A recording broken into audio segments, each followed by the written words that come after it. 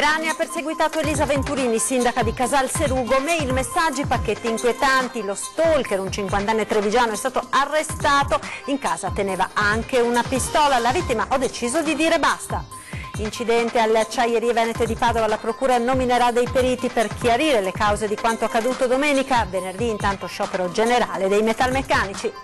Difficile situazione finanziaria per l'azienda finita nell'occhio del ciclone per il caso PFAS. Miteni ha presentato al Tribunale di Vicenza la domanda di concordato preventivo. Non è finita l'indagine sulle 8 vetrerie di Murano accusate di frode fiscale. Le Fiamme Gialle indagano sulla destinazione dell'ingente flusso di denaro nero. Non si dia spazio a indiscrezioni sui programmi del possibile governo Lega 5 Stelle. Non si parli più di uscire dall'Europa. L'allarme del presidente di Confindustria Venezia. Rubate biciclette per 23.000 euro in un negozio specializzato del Trevigiano. È l'ennesima razzia. L'amarezza e la rabbia del titolare. Attesa per l'arrivo della tappa veneta del Giro d'Italia fra 2 giorni, appassionati pronti alla festa, ma ci si prepara anche a deviazioni e limiti alla circolazione. Buonasera e ben ritrovati con l'edizione del Veneto dei nostri telegiornali. Per 3 anni non ha dato pace al sindaco di Casalserugo, Elisa Venturini, un vero e proprio incubo terminato ora con l'arresto dello stalker, è un 50enne trevigiano. Sentiamo. Io penso che sia una questione di dignità, nel senso che da un certo punto, quando sei oggetto di attenzioni che vanno oltre una certa soglia, che non desideri, che vedi che in qualche modo ti offendono, ti fanno del male, ad un certo punto bisogna dire basta e di rivolgersi a chi ti può dare una mano, che è lo Stato. E per Stato intendo le forze dell'ordine, intendo la magistratura. Poi è anche vero che devi trovare delle persone all'interno di queste realtà, di questi pezzi dello Stato che capiscano, che abbiano la sensibilità di capire. In 10 anni ne ha viste tante da sindaco Elisa Venturini, compreso un'alluvione che ha messo in ginocchio metà paese e tolto la casa per mesi a molti dei suoi abitanti. Una delle battaglie più dure da donna l'ha vinta rivolgendosi alle forze dell'ordine. Nei giorni scorsi la polizia postale ha arrestato uno stalker 50enne residente a Monastier che per 3 anni non le ha dato pace. Lettere, regali recapitati in comune addirittura a casa sua, messaggi di contenuto compromettente, foto, un incubo. Nell'abitazione dell'uomo gli agenti hanno trovato anche una pistola con la matricola a brasa. All'inizio le attenzioni sono state sottovalutate, un sindaco ci ha quasi abituato. Dopo qualche tempo è stato troppo, prima la denuncia, poi la collaborazione della procura e di una donna della polizia postale che ha dato la vera svolta all'indagine fino all'epilogo. Da una parte le istituzioni, dall'altra la vittima che deve fare la sua parte, racconta Elisa Venturini. Per 2 giorni l'uomo è stato posto agli arresti domiciliari, adesso la giustizia farà il suo corso. Alle donne un messaggio chiaro. Il primo, secondo me, valore fondamentale è la libertà, quindi una deve essere libera di fare la sua vita e di non essere condizionata da altri. E bisogna perseguire questo con determinazione, ecco. Cosa si aspetta dalla giustizia? Perché adesso c'è la seconda fase, c'è il processo. Io mi aspetto solo di non essere più oggetto di attenzioni, punto. Per me questa vicenda è chiusa e voglio che finisca proprio così. Incidente alle acciaierie venete, venerdì sciopero dei metalmeccanici con manifestazione davanti all'azienda. Intanto la procura nominerà dei periti per chiarire le cause di quanto accaduto domenica. Stabili ma gravissimi i dipendenti rimasti feriti domenica nel terribile incidente alle acciaierie venete di Padova. Nel pomeriggio i lavoratori si sono riuniti in assemblea. L'intera categoria è pronta allo sciopero. Venerdì i metalmeccanici si fermeranno per 2 ore in tutto il Veneto. A Padova lo sciopero sarà di 4 ore con una manifestazione proprio davanti allo stabilimento di Riviera Francia. Sono preoccupati 400 dipendenti dell'azienda, colleghi di lavoro di Marian Bratu e Sergio Ittodita. Di grande preoccupazione rispetto proprio all'evento successo, in primis perché ci sono dei colleghi che stanno malissimo e poi insomma analizzano il fatto e benché è un fatto straordinario è chiaro che nessuno è tranquillo. Intanto continuano le indagini con i primi probabili iscritti nel registro degli indagati. La Procura della Repubblica di Padova sta individuando esperti in grado di fornire una spiegazione all'incidente che domenica scorsa ha provocato i 4 feriti. Nello specifico si intende dare una spiegazione tecnica ai motivi che hanno portato al cedimento del gancio, provocando la colata di acciaio rovente. La temperatura è sopra i 1500 gradi dall'enorme contenitore che sorreggeva. L'area intanto è ancora sottoposta a sequestro. Richiesta di concordato per la Miteni, l'azienda di Trissino, finita nell'occhio del ciclone per il caso dell'inquinamento da PFAS. Sentiamo. Miteni SPA ha presentato al Tribunale di Vicenza la domanda per accedere al concordato preventivo in continuità aziendale, ma andrà avanti con la bonifica dell'area. La richiesta dell'azienda di Trissino, finita nell'occhio del ciclone per le vicende PFAS, si è resa necessaria per assicurare il mantenimento dell'attività a seguito della difficile situazione finanziaria. Il gruppo ICIG, spiega la stessa proprietà in una nota, ha supportato finanziariamente l'azienda, assumendosi anche gli oneri derivanti dai problemi ambientali prodotti dalle proprietà precedenti che hanno inciso in modo importante sul bilancio. Nel già difficile contesto si è inserita la difficoltà di accesso al credito presso le banche del territorio che l'azienda attribuisce proprio alla reputazione andata forgiandosi negli ultimi tempi. Azionisti e azienda avrebbero anche comunque l'intenzione di accelerare nelle operazioni di bonifica. Non è finita l'indagine sulle 8 vetrerie di Murano finite nel ciclone per la frode fiscale. Le fiamme gialle ora puntano i riflettori sulla destinazione dell'ingente flusso di denaro nero accertato negli ultimi 2 anni. 1.700.000 euro nei conti bancari, 250.000 in banconote fruscianti, 32 case, 400 gioielli e 13 orologi di lusso. A tanto ammonta il tesoro sequestrato dalla Guardia di Finanza ai 10 indagati nell'inchiesta per frode fiscale su 8 grossi marchi di vetro di Murano. L'indagine non è finita. I militari, coordinati dalla Procura Lagunare, stanno ora cercando di capire che fine abbia fatto l'ingente mole di contanti sottratta agli sguardi del fisco. Circa 7 milioni di euro, parte dei quali sarebbe stata spesa per finanziare ovviamente in nero i procacciatori di clienti che dirottano i turisti col loro consiglio verso un particolare negozio. Un'ipotesi ancora non confermata, ma su cui gli investigatori stanno lavorando e che potrebbe portare alla luce un mercato sommerso di favori che tutti i veneziani sanno esistere, ma finora non è mai stato oggetto di attenzioni da parte delle autorità. Dalle categorie arriva intanto l'invito a non demonizzare un intero settore per i comportamenti di alcune aziende. Qualsiasi attività imprenditoriale, indipendentemente dalle associazioni di appartenenza, e che comunque comporti questo dubbio sul consumatore di prodotti legali o meno, sia nella loro produzione che nella loro distribuzione, non fa bene certamente al più grande brand che abbiamo oggi in Italia, che è quello del Made in Italy. Assolutamente, e sono iniziative che grazie alla Guardia di Finanza prima o dopo vengono sempre intercettate. Il lavoro delle forze dell'ordine è enorme ma insufficiente, sostengono da Confindustria, non tanto per carenze di organico, ma perché troppo spesso si trovano a operare da sole. Dobbiamo stimolare la collaborazione del cittadino, dell'imprenditore, del sistema, della comunità, affinché questo malaffare venga segnalato e colpito.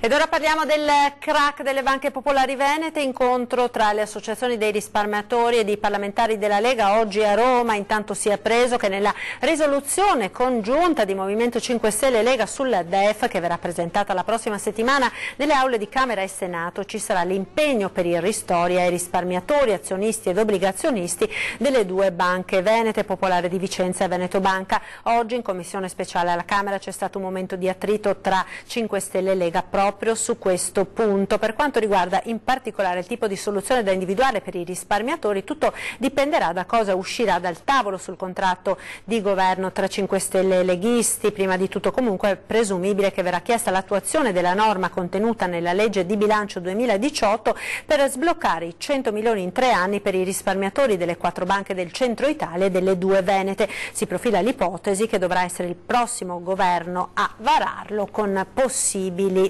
modifiche. Ed ancora sulla politica e sulle indiscrezioni che stanno circolando nelle ultime ore sul possibile accordo tra Lega e 5 Stelle, l'appello del presidente di Confindustria di Venezia, Vincenzo Marinese. Sentiamo. Noi non possiamo fare a meno dell'Europa, non possiamo uscire dalla comunità europea e dall'altra parte ormai l'Europa è diventato un soggetto economico che per il nostro Paese è fondamentale. Pertanto chi dice usciamo dall'euro dice un'assurdità.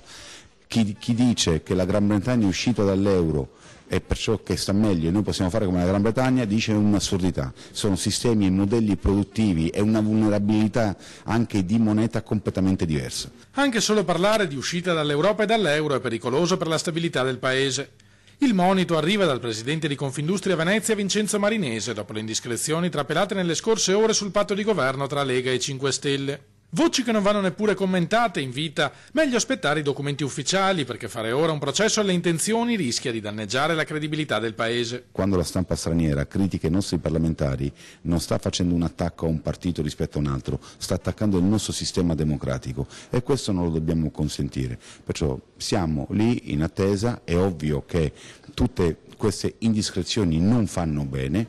E se chi vuole fare il governo vuole fare qualcosa di utile per il Paese, che lo faccia velocemente, perché il tempo, le chiacchiere, i pettegolezzi, le indiscrezioni e le critiche non aiutano questo Paese. Se uscire dall'Europa è impensabile, insiste il presidente degli industriali, ciò non significa che le regole dell'Unione non possano e non debbano essere ridiscusse tanto a Roma quanto a Bruxelles. Ci vogliono delle regole uguali per tutti, ma che prendono e tengono in considerazione le peculiarità delle nazioni, perché se no si rischia il pericolo di allontanare il cittadino da un sistema e da una comunità europea che per noi è fondamentale e diamo spazio a populismi che rischiano di compromettere la nostra stessa esistenza.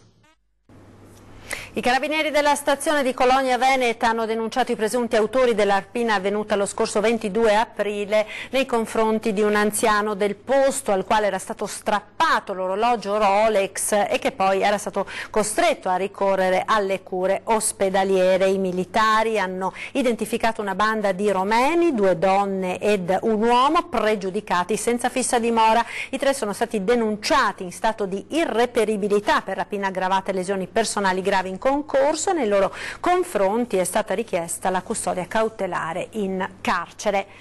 Rissa tra migranti in un'abitazione di Concordia Sagittaria. A lanciare l'allarme ai carabinieri sono stati i residenti, preoccupati che la lite potesse sfociare in qualcosa di più grave. I militari intervenuti sul posto hanno avuto un bel da fare per sedare la rissa, dal momento che i protagonisti erano in preda all'ira. In particolare un 25enne nigeriano se l'è presa anche con uno dei carabinieri intervenuti, colpendolo alla spalla. Dopo aver riportato la calma, i militari l'hanno comunque condotto in caserma a Porto Gruaro, dove dopo le formalità di rito è stato denunciato per resistenza pubblico ufficiale e lesione aggravata.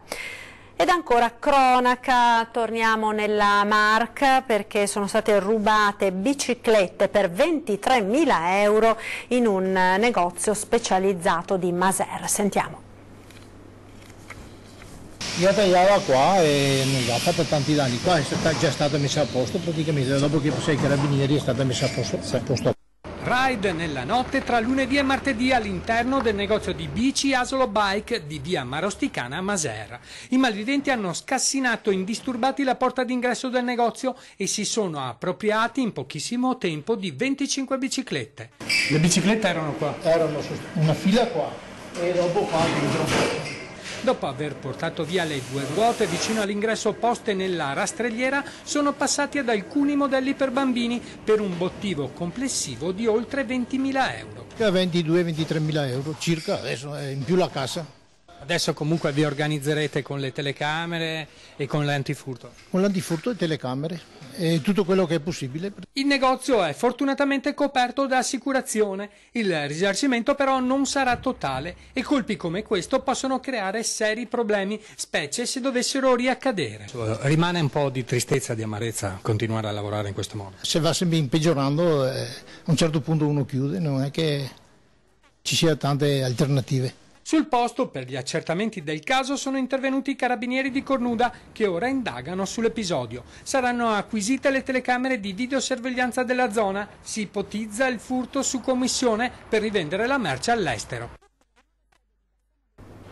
Ed ancora cronaca dal Padovano, grave incidente stradale questa mattina a Saccolongo, 4 feriti con un Centauro in codice rosso, feriti anche i 3 occupanti della vettura che sono stati portati al pronto soccorso per un controllo. Lo scontro frontale appunto ha coinvolto una moto ed un Fiat Doblò. Ed ora torniamo nel Trevigiano per parlare di obesità, perché è bufera di polemiche sulla pubblicità di una palestra nel Montebellunese. Vediamo. Allora, voi avete fatto una pubblicità che ha creato un mare di polemiche. Perché? A saperlo prima ovviamente non l'avremmo fatta. Allora secondo me questa cosa è stata assolutamente travisata e strumentalizzata. E tu quale Barbie vuoi essere? Di tutto si aspettavano nella nota palestra nei dintorni di Nervesa della Battaglia, tranne che scatenare le ire nei vari social network per colpa di questa pubblicità dove si vedono 2 tipologie di bambola, una classica ed una a sovrappeso, seguite dallo slogan "E tu quale Barbie vuoi essere, prenota il tuo posto e vieni a provare il nuovo trattamento di liposoluzione". Voi non avevate nessuna intenzione naturalmente di offendere le donne, soprattutto con qualche chilo in più. Ma ci mancherebbe, le donne con qualche chilo in più, se stanno bene con loro stesse, per noi non è assolutissimamente un problema. Noi ci rivolgiamo alle persone che realmente vogliono risolvere questa cosa, che magari per loro è un problema, ma per noi assolutamente no. Voi avete anche chiesto scusa? Ma noi abbiamo chiesto scusa sì, perché era nata come una cosa simpatica. Io credo che la polemica è proprio nell'animo di chi guarda. Io non l'ho vista con polemica questa cosa qua quando c'è stata proposta dal grafico, quasi goliardica se vogliamo. E quindi una volta visto tutto questo parapiglia abbiamo detto no, senti, se l'hanno presa così allora tiriamola via e scusiamoci, basta, semplice.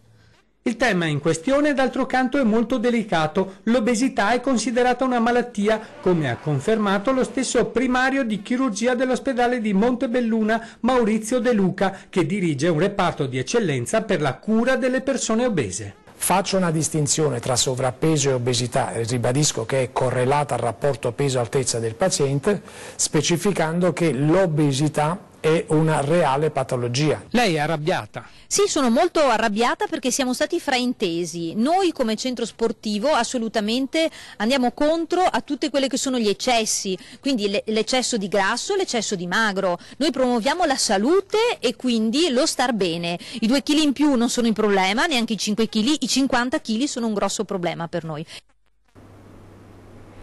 Ed ora ci fermiamo per la pubblicità, tra poco restate con noi.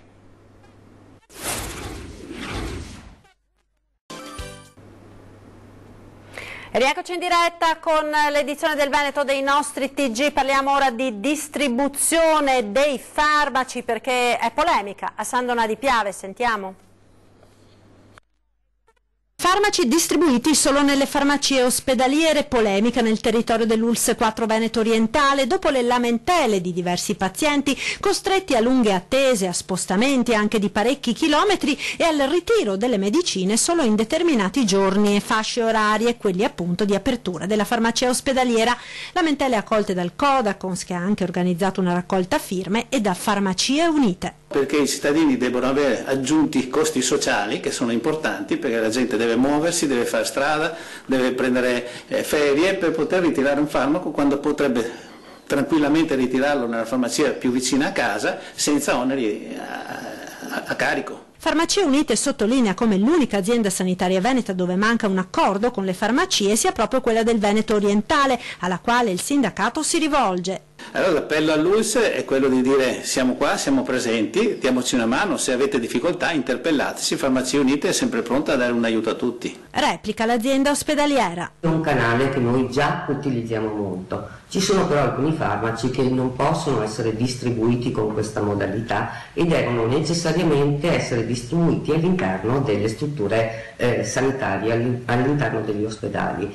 Noi per ovviare ad alcuni inconvenienti che ci sono stati in quest'ultimo periodo contiamo che con l'arrivo dei nuovi farmacisti possiamo ampliare le fasce orarie di distribuzione proprio per questa categoria di pazienti.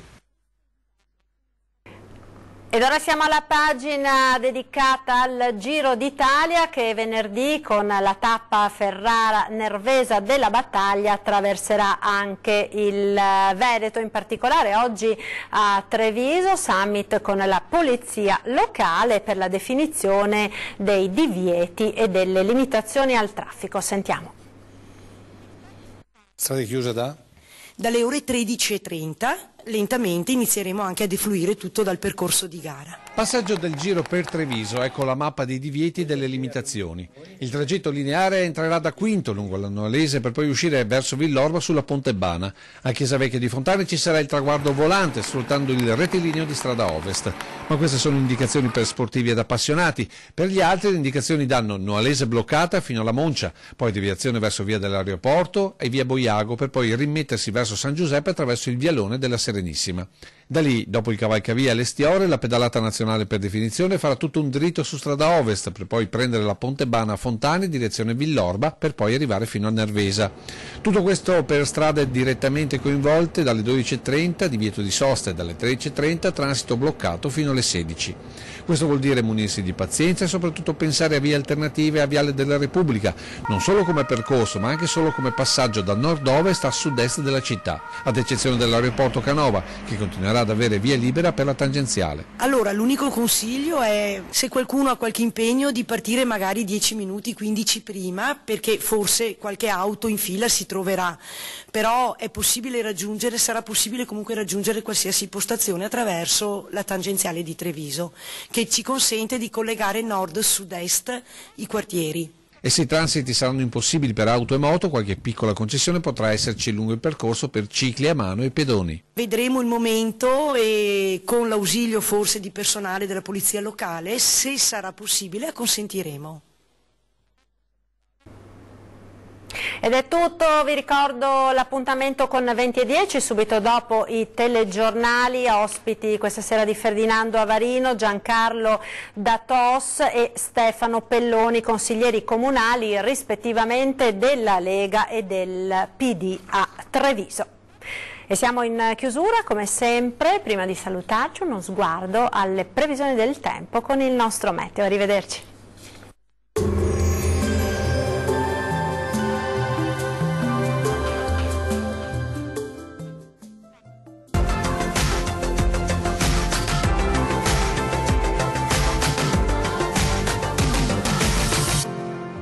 Tempo spiccatamente instabile sulle nostre regioni. Vediamo il dettaglio di giovedì 17 maggio. Sul Veneto molte nubi sin dal mattino con rovesci e temporali sparsi ma piuttosto frequenti, possibili un po' ovunque, tuttavia con qualche pausa più asciutta e anche soleggiata sui settori meridionali. Migliorerà su tutto il territorio entro la serata. Temperature minime tra 10 e 15 gradi, massime comprese invece tra 17 e 21. Una situazione simile sul Friuli Venezia Giulia. Anche qui condizioni di tempo molto perturbato con precipitazioni temporalesche diffuse un po' su tutti i settori della regione. Fenomeni che andranno ad esaurirsi entro la nottata. Le temperature minime oscilleranno tra i 12 e i 14 gradi. Le massime invece saranno comprese tra 18 e 19 gradi. Nessuna novità per quanto riguarda invece il Trentino Alto Adige, dove il tempo sarà molto instabile ovunque, con fenomeni temporaleschi diffusi localmente anche di moderata intensità, ma migliorerà su tutta la regione già entro la notte. Temperature minime comprese tra 11 e 12 gradi, le massime tra 18 e 20 gradi. Dal meteo di Antenna 3 per ora è tutto, arrivederci al prossimo aggiornamento.